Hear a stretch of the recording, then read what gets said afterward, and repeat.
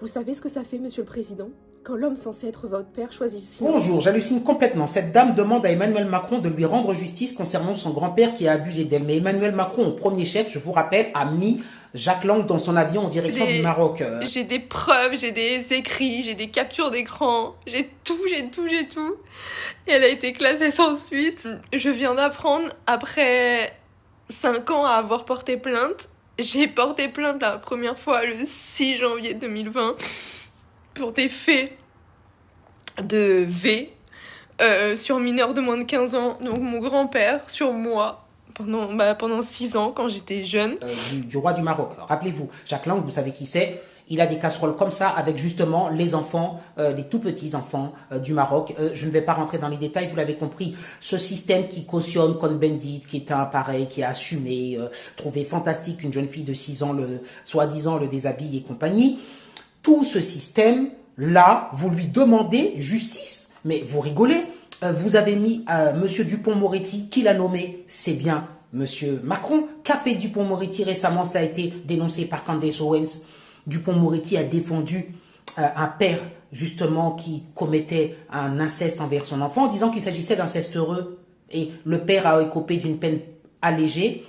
Et il est sorti quelques années après et il a zigouillé cette fille parce qu'elle elle voulait échapper à son emprise, justement, cette fille qui avait subi cet inceste. Voilà qui est Monsieur Dupond-Moretti, et adoubé par Monsieur Macron qui, je vous le rappelle, adore André Gide. André Gide est un écrivain décédé depuis qui était donc certes homo, mais en plus abuseur voilà, petit garçon.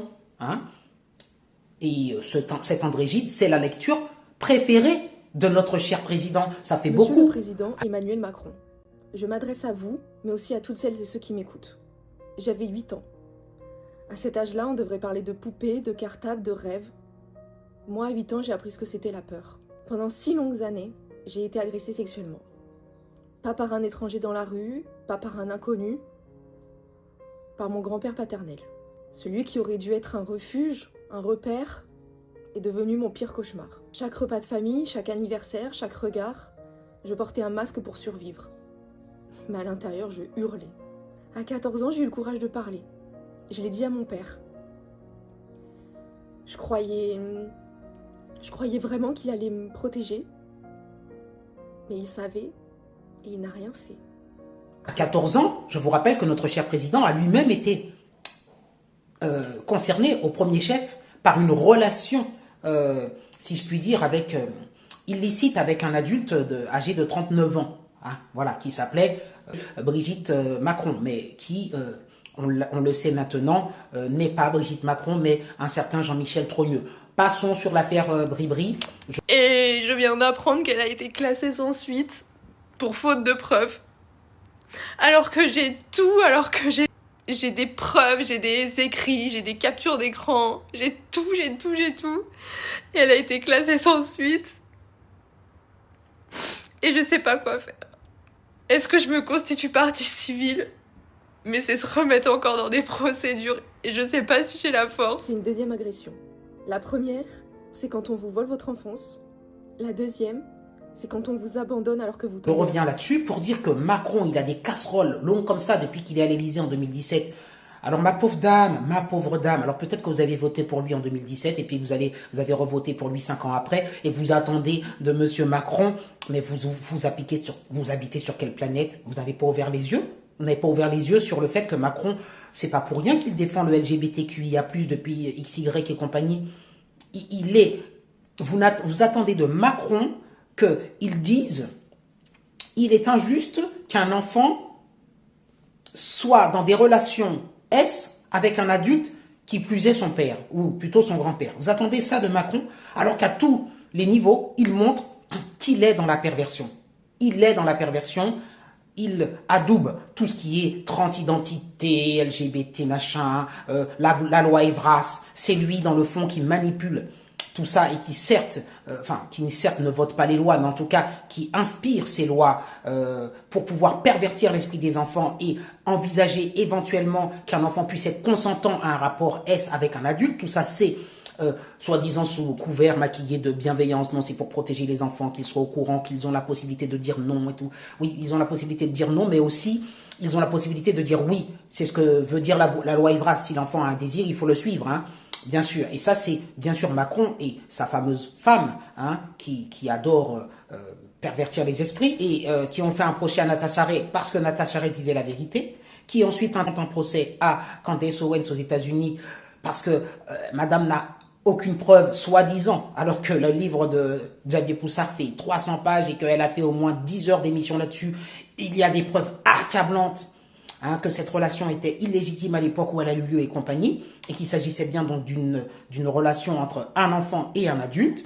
Et vous demandez à cet homme-là qui a participé et qui a été l'enfant, si j'ai envie de dire, impliqué dans une relation avec un adulte, vous lui demandez aujourd'hui de dénoncer l'inceste qu'a commis le grand-père.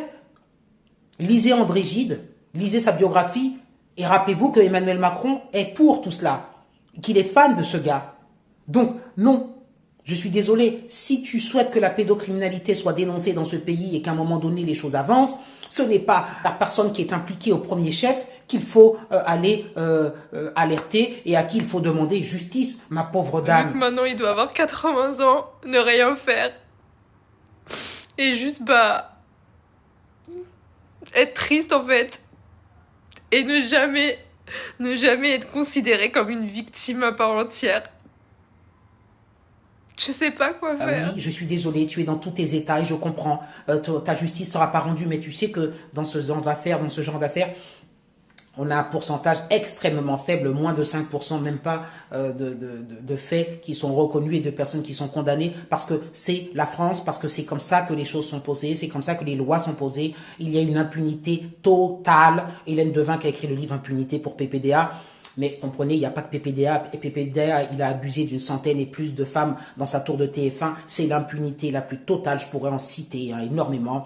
Hein, la Familia Grande aussi, avec ces personnes-là.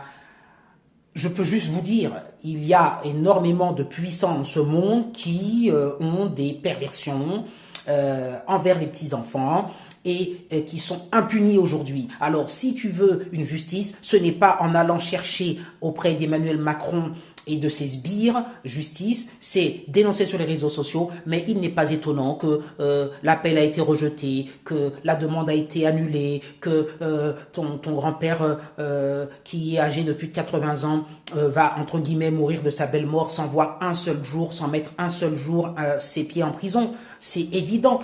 Je suis perdue, genre. J'ai appris qu'elle a été classée sans suite il y a genre 2 heures. Et je sais pas quoi faire. Et je vais pas tenir et... J'ai eu le mental de porter plainte. J'ai eu le mental pour tout, mais là, j'ai pas le mental. Mais comme tu es désespéré, mais la plupart des personnes qui ont vécu ce que tu as vécu, oui, tu as des textos, oui, tu as des preuves flagrantes, tu peux même avoir l'aveu de ton grand-père, eh bien... il n'ira pas, ça sera prescrit, il y aura toujours un truc qui ferait que de toute façon il n'ira pas en prison parce qu'il n'y a pas de justice, enfin, il n'y a pas de justice dans ce système-là. Il faut renverser la table. Renverser la table, ça veut dire mais me nettoyer ce gouvernement-là, mais quand je dis nettoyer, il n'y en a pas un pour rattraper l'autre, Elisabeth Borne et toutes les autres, il n'y en a pas un pour rattraper l'autre, mais je ne sais pas si c'est possible. Il faut à un moment donné ne pas se tromper en 2027, tout ce que je peux vous dire, et il faut que toutes ces personnes-là disparaissent de la vie politique, pour pouvoir mettre des personnes qui ont une sincérité et qui vont vraiment faire un combat. Alors, c'est un secret pour personne que moi, j'aurais une préférence pour Zemmour. Pourquoi? Il a créé, par exemple, Parents Vigilants. Vous savez ce que c'est, Parents Vigilants? Allez taper sur Internet. Alors, il a pas que des qualités, hein, Zemmour. Hein. Il n'a pas que des qualités, hein, peu importe. Mais je sais une chose, c'est que cet homme, il est sincère.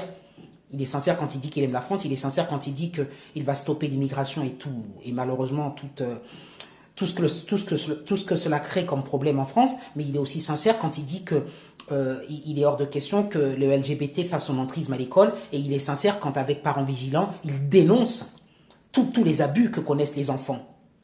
Ça, oui, ça, lui, il a créé ça. C'est pas Emmanuel Macron qui a créé Parents Vigilants, hein, et qui réellement ferait le combat. Et je suis persuadé que si Parents Vigilants avait plus de pouvoir, et Parents Vigilants aurait plus de pouvoir si tu votais Reconquête, il y aurait plus d'emprise. Et parents vigilants, ça s'étend sur la France entière, mais ça serait vraiment beaucoup plus ancré. Voilà, enfin, ça aurait une force de frappe plus importante avec un président qui serait à la tête de tout cela, parce que, hein, et vous comprenez bien qu'Emmanuel Macron, il va donner aucune subvention, aucun moyen à parents vigilants. Si vous attendez d'Emmanuel Macron, voilà, rien du tout.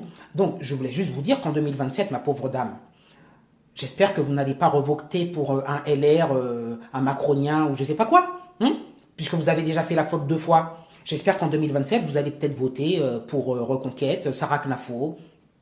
Voilà, je suis désolé, hein. À chaque fois, vous allez me dire que je ramène tout à la politique, mais il faut pas se tromper quand on vote. Si on veut que tout ça soit, à un moment donné, éclairci, balayé, et qu'il n'y ait plus d'autres victimes, parce que la dame, elle dit « Oh, je ne sais plus comment faire pour qu'il n'y ait plus de victimes. » Tu sais plus comment faire? Te trompe pas quand tu mets ton bulletin dans l'urne, madame. Te trompe pas. Voilà, mets un bulletin avec des hommes politiques et des femmes politiques qui vont prendre des décisions, qui vont aller démanteler l'ASE, hein, l'ASE, le plus grand réseau de proxénétisme en France, par exemple. Mais un politicien qui va prendre des décisions. Moi, je crois qu'un Éric Zemmour est capable de taper du poing sur la table, est capable de prendre des décisions comme l'a fait les 100 jours de Trump. Il arrive, paf, il pète tout, le mec, il pète tout. Vous voulez quelqu'un qui pète tout? Vous entendiez par exemple dans les émissions à quel point Zemmour il dézinguait les gens. C'est pas un gars qui est là pour rigoler, pour faire les choses à moitié. Si un mec comme ça a été élu, alors encore une fois, je pense qu'il a peu de chances de l'être pour toutes les raisons que vous savez, parce qu'il est au nid du peuple, parce qu'il a trop de casseroles derrière lui. Beaucoup de gens, enfin, il a, comme je vous l'ai déjà dit, c'est pas un discours politique, il sait pas arrondir les angles et il fait trop peur, donc il sera pas élu. Mais supposons qu'un personnage, en tout cas, du type Sarah Knafo, bon, en tout cas quelqu'un vraiment qui soit capable de poser des lois, de faire des choses. Là, il y aura peut-être un petit frémissement et la justice qui est aujourd'hui corrompue, pervertie, enfin bon, je ne vais même pas rentrer dans tous les sens. Hein.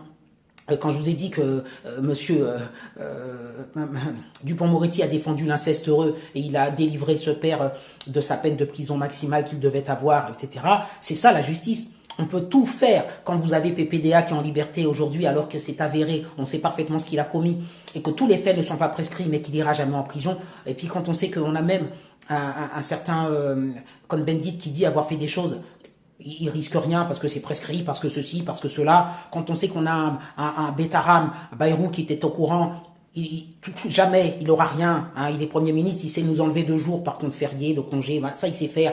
Alors que l'argent il est dilapidé dans les pays étrangers, tout ça, bon, hein, il préfère s'occuper des recettes plutôt que des dépenses. Enfin, quand on a toutes ces personnes-là, vous croyez qu'on va où? Dans le mur, madame? Te trompe pas quand tu votes. Ne te trompe pas. Toutes ces personnes-là, il faut les faire disparaître de la vie politique et faire venir de nouveaux personnages sincères et qui prennent des décisions, non pas pour leur carrière, mais des décisions parce qu'ils aiment la France et pour la sauver. On vient de me briser en 1000 morceaux, on vient de briser la Mathilda petite. On vient de briser la Mathilda qui a porté plainte, on vient de tout briser en fait. Déjà que mon enfance, putain, qu'elle a été brisée, bah alors là...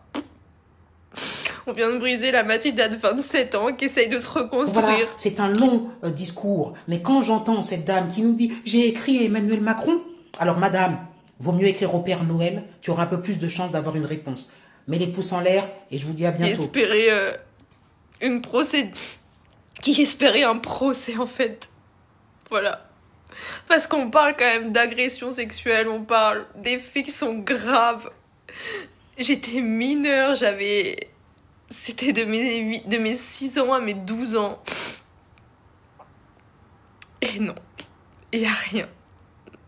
Voilà. Je sais pas quoi faire, aidez-moi.